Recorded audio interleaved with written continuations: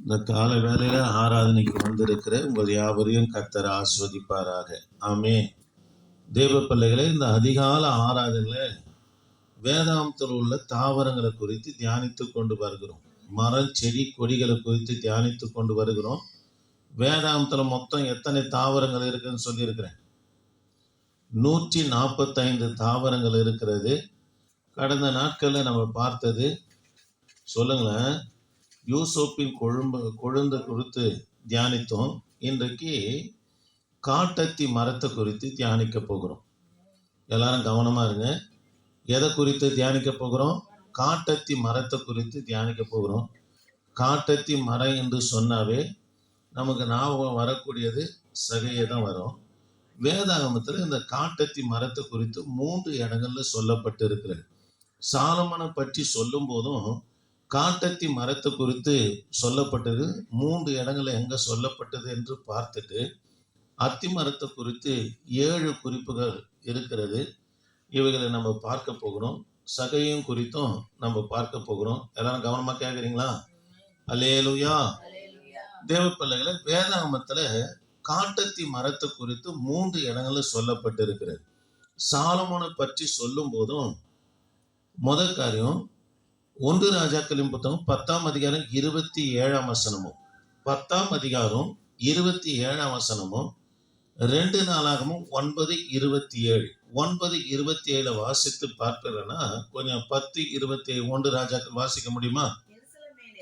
எருசலேம் மேலே ராஜா வெள்ளியை கற்கள் போலவும் கேதுரு மரங்களை பள்ளத்தாக்குகளில் இருக்கும் காட்டாத்தி மரங்கள் போலவும் அதிகமாக்கினான். சரி, கவனிக்கலாம். சாலமோனை குறித்து சொல்லும் போது வெள்ளிய ஆற்றோரங்கள் இருக்கிற கற்களை போல என்ன பண்ணாராம்? எருசலேம்ல பெருக பண்ணாராம். கற்களை போல சாலமோன் வெள்ளி என்ன பண்ணாராம்? பெருக பண்ணாராம்.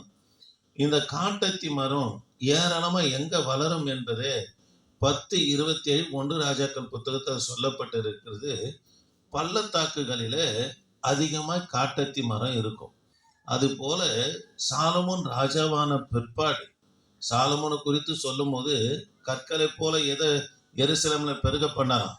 வெள்ளியை பெருக பண்ணார். 2வது தேவ பிள்ளைகளை, காட்டத்தி மரம் பார்த்தீங்கன்னா பள்ளத்தாக்குகளில வளரக்கூடியது. இது அதிகமாக அங்க பள்ளத்தாக்குல காணப்படும்.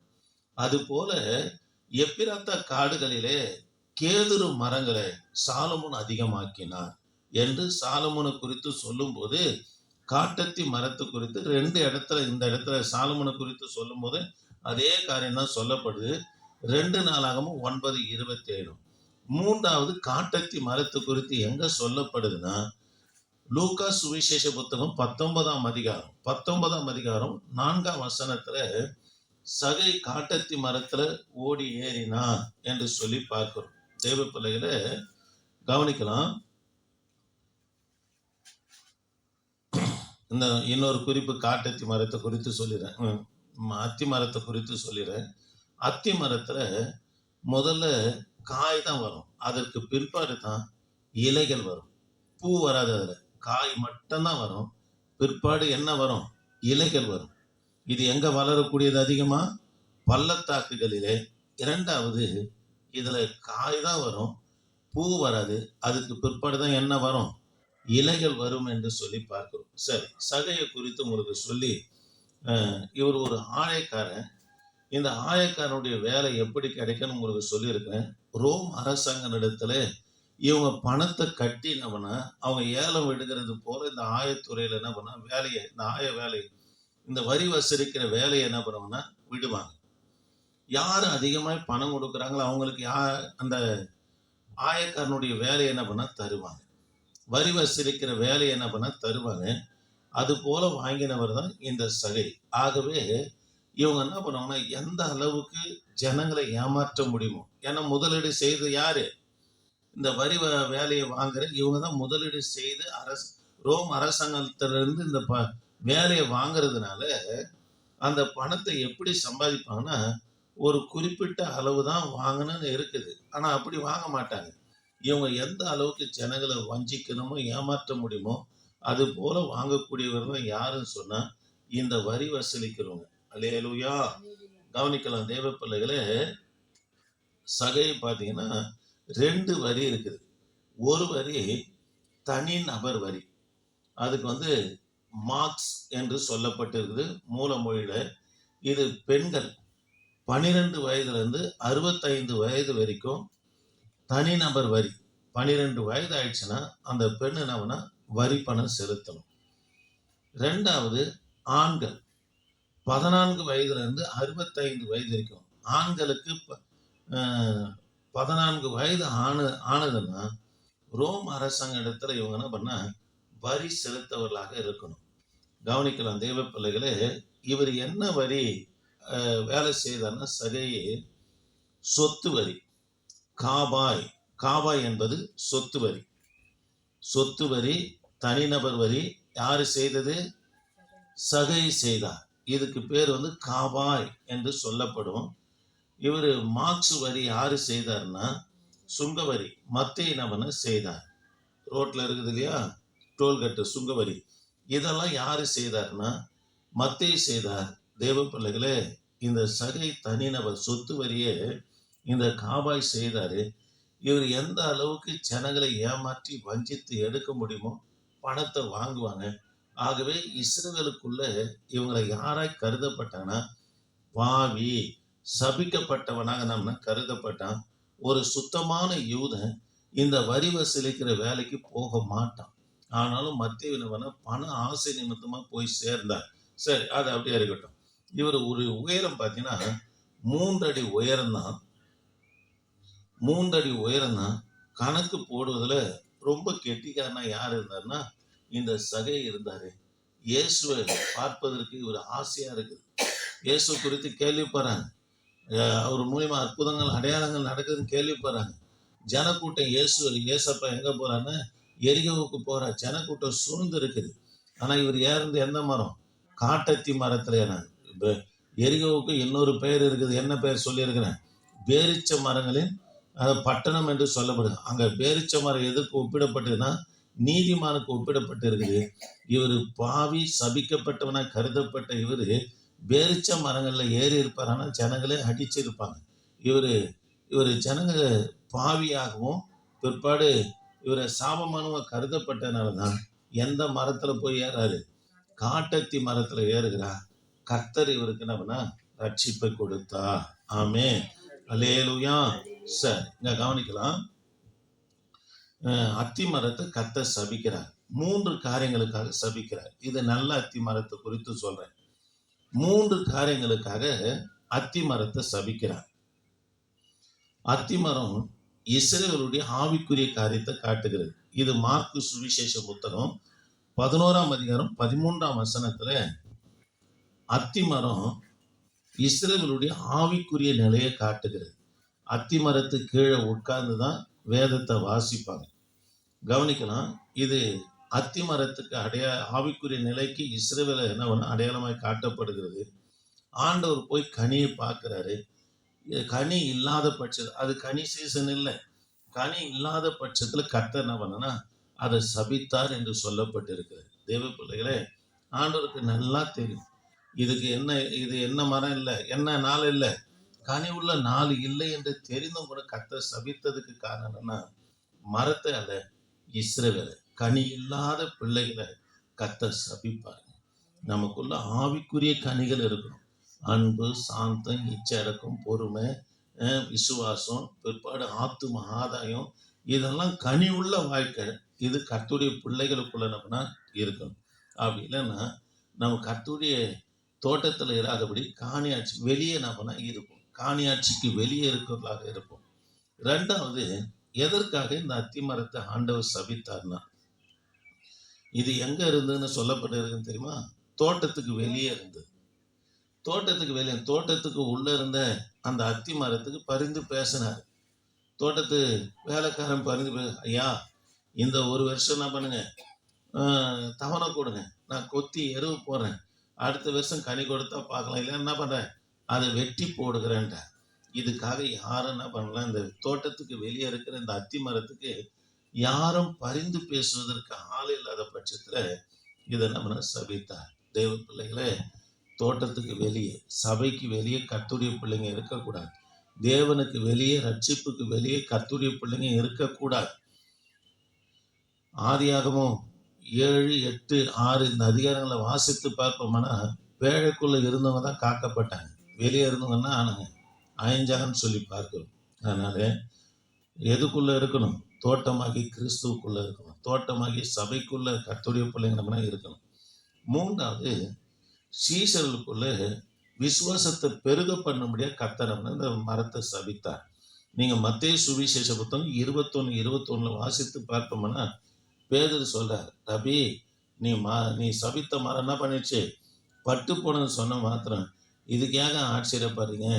இந்த மலையை பார்த்து கொஞ்சம் வாசிங்க. இயேசு அவர்களை நோக்கி சந்தேகப்படாமல் விசுவாசம் உள்ளவர்களாக இருந்தா நீங்கள் செய்வதும் அல்லாமல்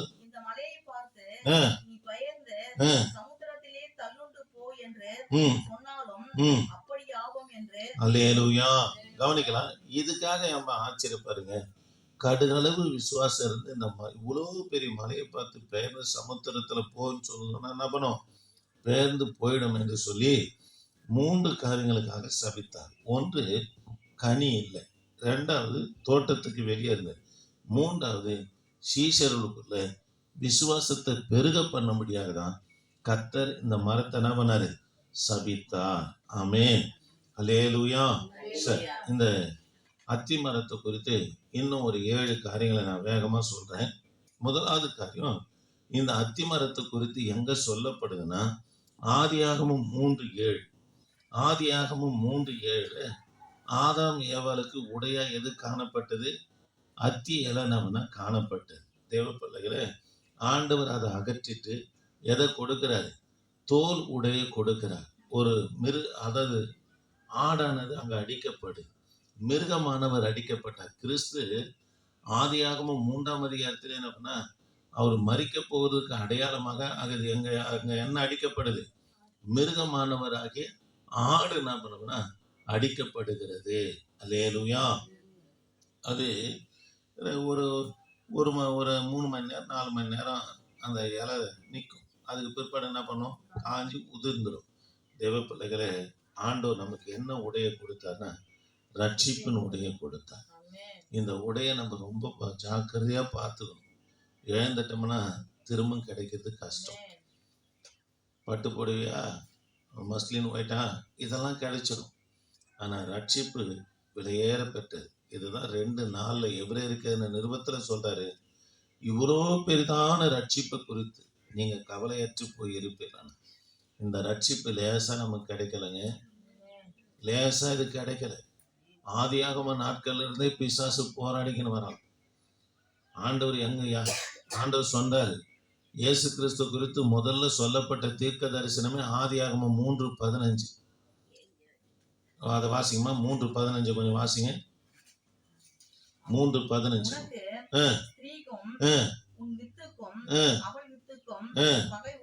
பகை உண்டாக்குவேன், அவர் உன் தலையை நசுக்குவார். கவனிக்கலாம். ஆண்டவர் சொல்றாரு, சாத்தானை பார்த்து சொல்றாரு, கிறிஸ்து பிறப்பாரு, அவர் உன் தலையை மிதிப்பாரு, நசுக்குவாரு, நீர் அவர் குதிகால நசுக்குவாய் என்று சொல்றார். தலையை நசுக்கனா பாம்பு செத்துரும், காலை நசுக்கனா அதெல்லாம் மனுஷனுடைய கால்கள் முறிக்கப்பட்டா சாக மாட்டாங்க. இப்போ தேவ பிள்ளையே, இயேசு கிறிஸ்து ஆதாமுக்கு பிற்பாடு ஆபேலுடைய குடும்பத்துல கர்த்தர் பிறந்திருக்கணும். ஆனா ஆபேலை காயின் பிசாசு ஏவி ஆபேல் என்ன பண்ண கொலை செய்தான். இதுதான் நீ அவர் குதிங்கால என்ன பண்ணுவாய்? கடிப்பாய், அவர் குதிங்கால நசுக்குவாய் என்று சொல்லப்பட்டு இருக்குது இல்லையா? பிசாசு முயற்சி பண்ணிக்கினே வரான் இயேசு கிறிஸ்து பிறக்கக்கூடாது. இதை நான் குறித்து எத்தனை முறை சொல்லியிருக்கிறேன். ஆபேல்ல இருந்து போராடிக்கினே வரான். கடைசி உங்களுக்கு சாராளமாக சொல்றேன், ஆண்டவர் ஆபிரகாமுக்கு வாக்குத்தத்தம் பண்றார், உன் சந்ததிக்குள்ள பூமியில் உள்ள வம்சங்கள் எல்லாம் ஆஸ்வதிக்கப்படும். அந்த பூமி உன் சந்ததிக்குள்னு சொன்னா ஆபிரகாமுடைய சந்ததிக்குள்ள இயேசு கிறிஸ்து வருவாரு.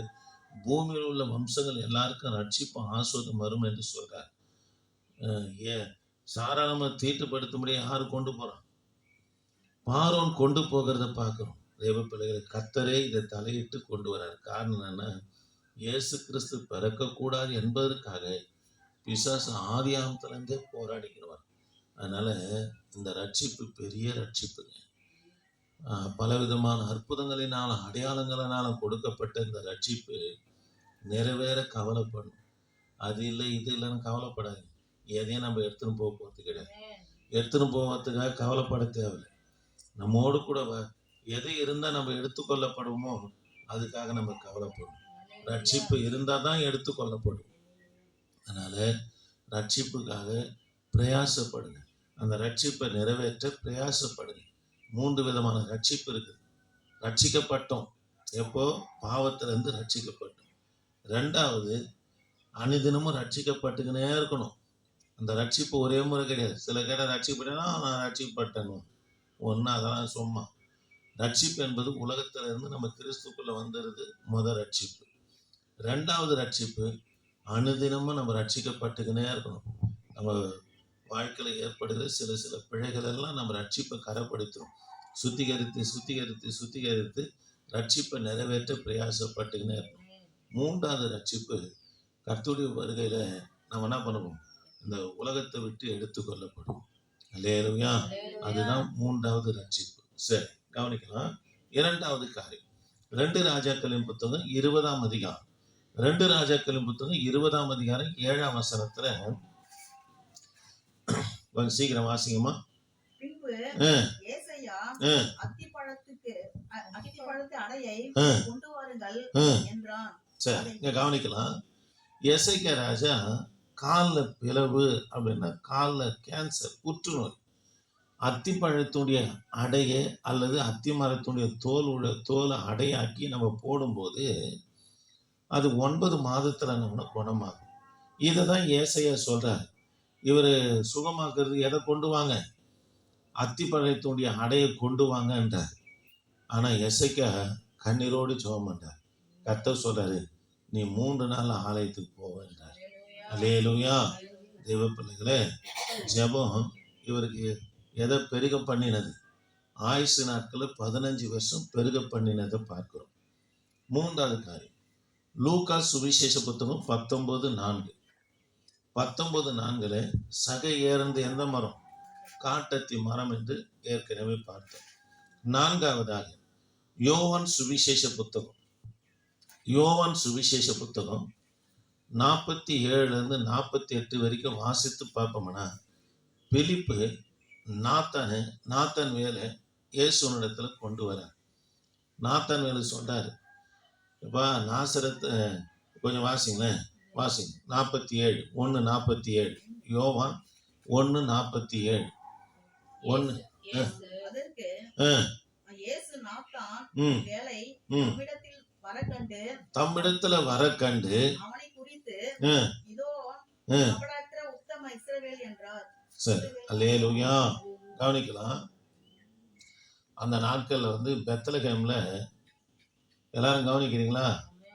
எல்லாரும் கவனிங்க. நீங்க அதுக்கு மேல இருந்து வாசிக்கணும். அதுக்கு மேல இருந்து வாசிக்க, அப்பதான் சொன்ன.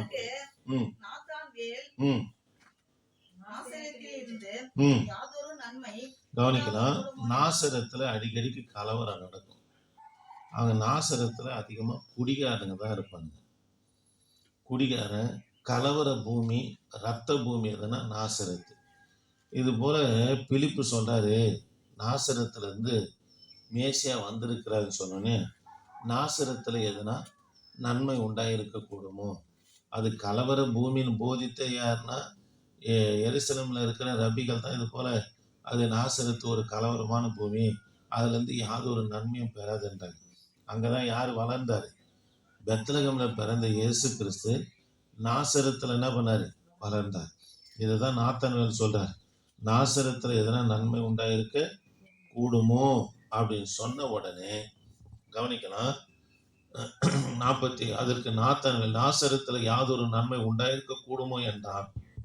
அதற்கு பின்பு பிலிப்பு வந்து பார் என்றான். இயேசு நாத்தான்வேலை தம்மிடத்துல வர கண்டு அவனை குறித்து இதோ கபடற்ற உத்தம இஸ்ரவேலன் என்றான். அதற்கு நாத்தான்வேல், நீர் என்னை எப்படி அறிவீர் என்றான். இயேசு அவனை நோக்கி, பிலிப்பு உன்னை அழைப்பதற்கு முன்னே நீ அத்திமரத்து கீழே இருந்தபோது உன்னை கண்டேன் என்றான். அதற்கு நாத்தான்வேல், ரபி, நீ தேவனுடைய குமாரன், நீ இஸ்ரவேலின் ராஜா என்றான். அல்லேலூயா. தேவ பிள்ளைகளை கவனிங்க, கர்த்தருடைய வார்த்தை கவனிங்க. இவர் வராரு, உன்னை அத்திமரத்து வசனம் இருக்குது இல்லையா, கபடற்ற உத்தம இஸ்ரவேலன். கபடற்ற உத்தம இஸ்ரவேலன் சொன்னா ஓயாம நியாயப்பிரமாணத்தை தியானிக்கிறவனே, ஆண்டவரே என்னை நியாயப்பிரமாணத்தை தியானிக்கிறவன் என்று சொல்லி எப்படிப்பா உமக்கு தெரியும்னு சொன்னோன்னே அதுக்கு ஆண்டவர் சொல்றாரு, நீ அத்திமரத்தை கீழே இருக்கும் போது உன்னை நான் கண்டேன். அத்திமரத்தை கீழே உட்காந்து ஒரு ஐதீகம் இஸ்ரவேல் ஜனங்களுக்குள்ள நமக்கு நல்ல ஞானம் கிடைக்க சொல்லி நியாயப்பிரமாணத்தை அத்திமரத்தை கீழே உட்காந்து நம்மனா வாசிப்பாங்க. இதுதான் சொல்றாரு, கபடற்ற உத்தம இஸ்ரவேலனே, ஓயாம நியாயப்பிரமாணத்தை தியானிக்கிறேன், ஆச்சரியப்படாத, நீ அத்திமரத்து கீழே இருக்கும்போது உனக்கு கண்டன்னு சொன்னோன்னே அதுக்கு அவர் சொல்றாரு பாருங்க, நாத்தான்வேலு நன்மை ஒன்றும் இராதுன்னு சொன்னவர் சொல்றாரு பாருங்க, நீ தேவனுடைய குமாரன், இஸ்ரவேலின் ராஜா என்றார். அதுக்கு பிரதியுத்தரமாக கவனிக்கலாம், இன்னும் நீ இதுலயும் பெரிய காரியத்தை என்ன பண்பா காண்பா என்று சொல்றார். நாத்தான்வேலுடைய மருமகனுடைய திருமணம் தான் கானா ஊர்ல நடக்கிற, யோவான் 2ஆம் அதிகாரத்துல கானா ஊர்ல நடக்கிற திருமணம். அல்லேலூயா. சீமனே ஊரானா இருக்கிற அந்த அவனுடைய ஊர்ல தான் அவனுடைய கல்யாணம் தான் கானா ஊர்ல நடக்குது. அல்லேலூயா. அவனுக்கு தான் அவர் தான் 5வது சீசனாக வந்து கர்த்தருக்குள்ள இணைகிறாருன்னு சொல்லி உங்களுக்கு சொல்லியிருக்கு. சரி, 5வது காரியம். முதல் காரியம் தோலோட, 2வது 9 மாதம் புற்றுநோயை சுகமாக்குற அத்தி அடை, 3வது காட்டத்தி மரத்தில் ஏறின சகை, 4வது நாத்தேவனை குறித்து சாட்சி. நீ யாரு? கபடற்ற உத்தம இஸ்ரவேலன், நியாயப்பிரமாணத்தை தியானிக்கிறோன்னு சொல்றார். 5வது கனி இல்லாத அத்திமரம் சபிக்கப்பட்டது. இது மார்க்கு சுவிசேஷ புத்தகம் 11, 14, 20. கனி இல்லைன்னா சாபத்தானே. கர்த்தருடைய பிள்ளைங்க கனி உள்ள வாழ்க்கை இருக்கும், மன்னிக்கணும். எதனா ஒன்று யாரா சொன்னா மனசுல வச்சுன்னு கரங்காரங்க இருக்கிறது, ஏம்மா அதெல்லாம் கனி உள்ள வாழ்க்கை இல்லை, நீ சபிக்கப்பட்டவர்களாக ஆயிடுவோம். உண்மையை சொல்றேன், யார் எது பண்ணாலும் மனசுக்கு அந்த நேரம் வேதனை வலி கொடுக்கும், உடனே மறந்துடணும். அதே மனசுல வச்சுன்னு எப்போ எப்போ எப்போ எப்போ நான் அவங்க இப்படி பண்ணிட்டாங்க நான் இப்படி இருப்பேன், அவங்க அதை பண்ணிட்டாங்க நான் அங்கே போக மாட்டேன், அதெல்லாம் வந்து பன்னட வாழ்க்கை, அதெல்லாம் சேக்கடை வாழ்க்கை. அது வந்து கனி இல்லாத வாழ்க்கை. கனி உள்ள வாழ்க்கையா இருக்கணும். அல்லேலூயா. அப்படி இல்லைன்னா அந்த குடும்பம் சரி, அந்த ஊழியமும் சரி, அந்த ஆவிக்குரிய நிலையும் சரி சாபமாக தான் இருக்கும். 6வது காரியம், ஆபகுக் தீர்க்க தரிசன புஸ்தகம் 3ஆம் அதிகாரம் 17ஆம் வசனம். 3:17 கொஞ்சம் வாசிக்கலாமா? 3:17. ஆமோஸுக்கு அடுத்தது வரம் பாருங்க. ஆபகுக் தீர்க்க தரிசன புஸ்தகம் 3ஆம் அதிகாரம் 17ஆம் வசனம்.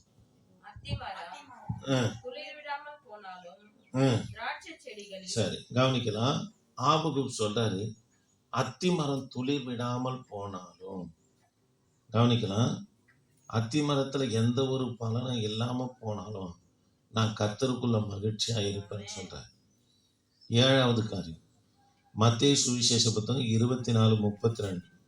ஆண்டுடைய 2ஆம் வருகை குறித்து சொல்லும் போது சொல்றாரு, அத்திமரத்துக்கு அடையாளப்படுத்துற 2ஆம் வருகை குறித்து, ரகசிய வருகை குறித்து சொல்லும் போது சொல்றாரு. வாசிங்கம்மா. ஒரு ஓமையை கற்றுக்கொள்ளுங்க. இளங்கிளைகள் தோன்றி துளிர் விடும்போது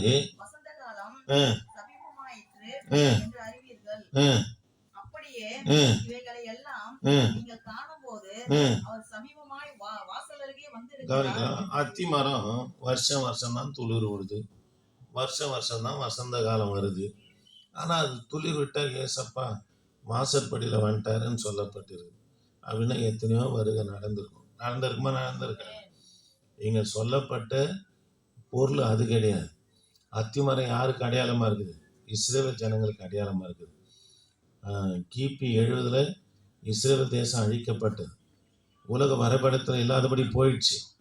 பிற்பாடு 1948 இஸ்ரேல் தேசத்தார் குடியேறாங்க. பாருங்க, அன்னைக்கு சிதறப்பட்ட இஸ்ரேல் கேரளாவில் கூட யூதருங்க இருக்கிறாங்க, இந்தியாவில் யூதர்கள் இருக்கிறாங்க, வட மாநிலத்தில் யூதர்கள் இருக்கிறாங்க. கேரளாவில் இருக்கிற யூதன் தன்னை இஸ்ரேல்னு மறந்து மலையாளம் பேசியிருக்கிறாங்க. கவனிங்க, இருக்கிறாங்க. ஆண்டவர் எதுக்காக இந்த அத்திமரம் துளிர் விடும்போது வசந்த காலம் சமமாயிட்டு கர்த்தருடைய வருகை இருக்குதுன்னு சொல்றாருன்னா, அத்திமரம் துளிர்விட என்பது நாள் ஒன்று வரும். இஸ்ரவேல் தன் தேசத்துல போய் குடியேறி அவங்க செழித்து வளரும் போதுதான் கர்த்தருடைய வருகை இருக்குன்னு சொல்றாரு. ஏன்னா கர்த்தருடைய வருகை எங்க, கர்த்தருடைய ரகசிய வருகை நடந்த பிற்பாடு 7 வருஷம் தான் இருக்குது, உபத்திர காலம் இருக்குது. அந்த உபத்திர காலம் எங்க நடக்கும்? எருசலேம்ல தான் நடக்கும். கவனிங்க, எருசலேம்ல யார் தேவாலயத்தை கட்டுவான்? அந்தி கிறிஸ்து கட்டுவான். அதனால இஸ்ரவேல் வளர்ந்த பிற்பாடு தான் இப்போ வந்துட்டாங்க, நல்லா வளர்ந்து கிடக்குது. வளர்ந்து இருக்குதா இஸ்ரவேல் தேசம்? கர்த்தருடைய வருகை ரொம்ப சமயமா இருக்கிறது. அல்லேலூயா. அதுதான் அத்திமரம் துளிர் விடும்போது வசந்த காலம் சமயமா இருக்கும்போது கர்த்தர் எங்க வந்துட்டாராம்? வாசலருக்கு வந்துட்டார். அப்போ இஸ்ரவேல் வளர வளர வளர வளர கர்த்தருடைய வருகை ரொம்ப சமயமா இருக்குது. முழங்கால் படி இல்லாமா 7 காரியத்தை குறித்து அத்திமரத்தை குறித்து பார்த்தோம். கண்களை மூலம் என் தகப்பனே நாங்கள் உம்மை துதிக்கிறோம். வந்ததான ஒவ்வொரு பிள்ளைகளுக்காய் ஸ்தோத்திரம். ஆண்டவரே, கொஞ்ச நேரம் ஆண்டவரே மரங்களை குறித்து பார்க்க என் தகப்பனே நீங்க பாராட்டி நம்முடைய இரக்கத்துக்காக நன்றி செலுத்துகிறேன். வந்த ஒவ்வொரு பிள்ளைகளுக்காய் ஸ்தோத்திரம். என் ஆண்டவர் நீங்க ஆசீர்வதிங்க. தொடர்ந்து உமது பிரசன்னம் இந்த தயவு இருக்கட்டும். ஆண்டவரே, கான்ஃபரன்ஸ் லைன்ல கேட்ட பிள்ளைகளுக்காய் ஸ்தோத்திரம், யூடியூப்ல கேட்கிற பிள்ளைகளுக்காக ஸ்தோத்திரம். தொடர்ந்து உமது கரை இருக்கட்டையா, வழி நடத்துங்க. இயேசு நாமத்தில் ஜெபிக்க நல்ல பிதாவே, ஆமென். என் ஆத்துமாவே கர்த்தரை ஸ்தோத்திரி, என் மூலமே கர்த்தரை பரிசுத்தம். என் ஆத்துமாவே கர்த்தரை ஸ்தோத்திரி, அவர் செய்த சகல. ஆமென். அல்லேலூயா, அல்லேலூயா. மாலையில ஜெபம் நடக்கும். கர்த்தருடைய பிள்ளைங்க வாங்க. ஆண்டவர்